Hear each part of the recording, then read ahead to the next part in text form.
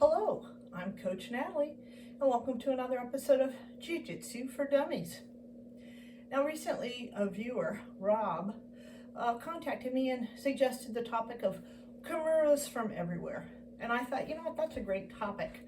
So that's what we're going to be doing today. We're going to be talking about the concept of the Kimura hold and submission, and then we're going to show how these concepts could be applied in 6 different submissions. So let's talk about the Kimura, and then we'll show it from a variety of angles. So we did talk about the Kimura before, but if you've never seen the video, you're going to get to the Kimura by grabbing the wrist that's right in front of you, and I'll apply this in various different submissions, but in general, you're going to reach for the wrist that's right in front of you. This other hand is going to overhook and then grab your own wrist. Now we call this a double wrist, a figure 4 lock, the Kimura. Obviously, it can be just a hold, or we then can crank this arm and turn it into a variety of submissions. So some of the things that I would like to call out now, because this is going to apply for all 6 submissions, is first of all, you want to have the arm be bent at a 90-degree angle. There are some locks where if their arm is extended, you can do the straight arm lock, but you cannot do the Kimura for a variety of reasons we'll talk about later. So 90-degree angle. Second of all, you want to hold them securely. Well, this is a very painful submission, and if there's a way for them to jump out of your guard, they can escape. And even if they don't escape, if you are not holding them down, they can kind of contort themselves, so it's not quite as painful.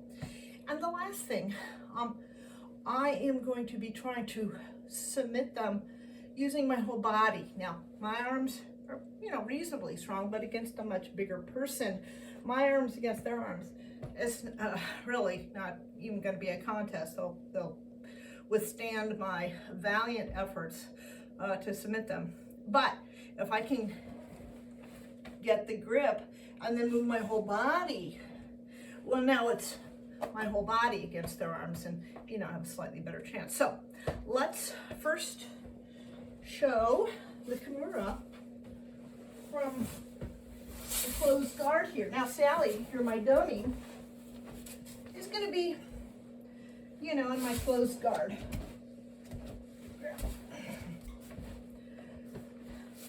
I'm going to close my guard. She, because she's a beginner, still a white belt, doesn't realize this is a major mistake. She's putting her hand on the mat. Now I say, don't put your hands on the mat. This is what's going to happen. I'm, again, grabbing the wrist right in front of me. Reaching over. Figure 4 or Kimura. Now, I'm going to turn 90 degrees while securing her back with my leg. You can see now I'm applying all 3 concepts. Arm is at a 90 degrees. I'm securing her back so she can't get out. And I'm moving my whole body. Ideally, she'd be looking into her ear. Again, Sally here is in my guard. Close my legs. I'm going to keep her from escaping. Grab the wrist. Overhook. Now, I'm going to be turning. This leg is on her back to keep her from escaping. And I'm moving my whole body. I'm not just moving her arm. I'm holding her arm and moving my whole body. There. And that is the Kimura that's mostly taught to beginners. There's a slightly different one. We got her in spider guard. Pull her in. And this is going to be kind of like a pre-triangle. Again, I see this arm. Grab it. Overhook it. Now, in this case, the version I've seen here, you actually kind of are turning your wrist in. Kind of we do this with the Americana too. So grab, overhook, secure, and the Kimura. Again, I'm holding her down. She can't escape. I'm bending the arm. And then, as much as possible, I'm moving my body. I'm not trying to move her body.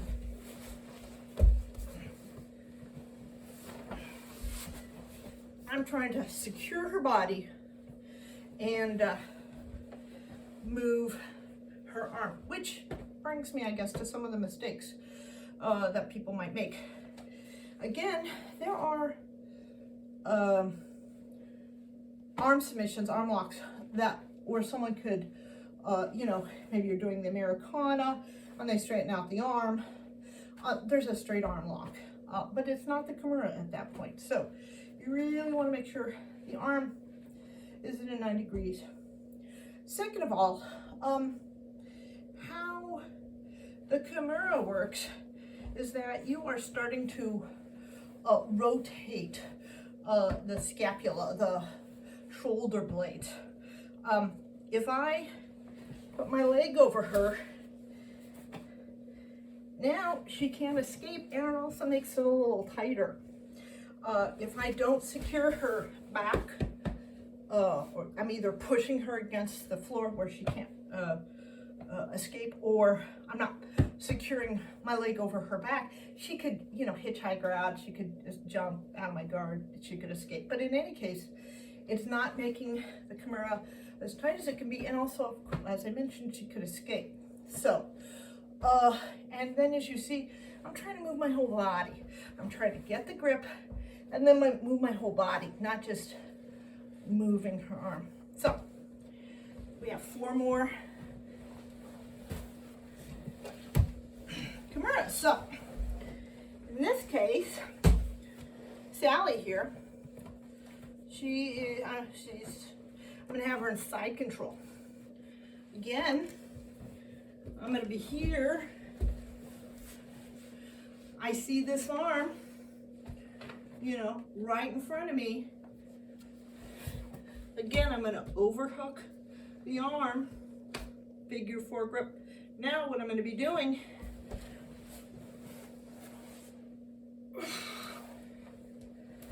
now I don't have my leg over her back, but you know what? I'm pressing chest to chest. There is no way she's getting out of this position, especially if I'm really heavy. Again, side control. I grab the wrist that's right in front of me. Other arm goes right over, figure 4 grip. Now, maintaining pressure, side control. Now, one of our earlier videos was what we call the kesukatami, the scarf hold. So, I'll kind of show it this way. It's kind of a side control position. So, I've got her like this. Now, I'm going to let you see what I'm doing here. I'm going to be trapping this arm between my 2 legs. I'm going to take this head, create some space, and get my foot over her head. Now I'm going to rotate.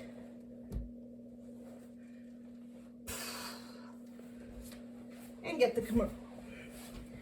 Again,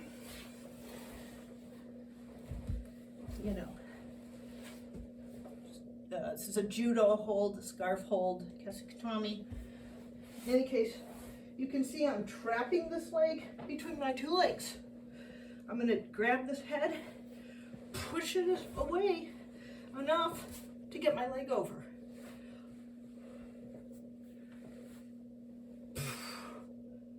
Now, when I first started this introduction, I said that the Kimura could also be a hold. Now, this is where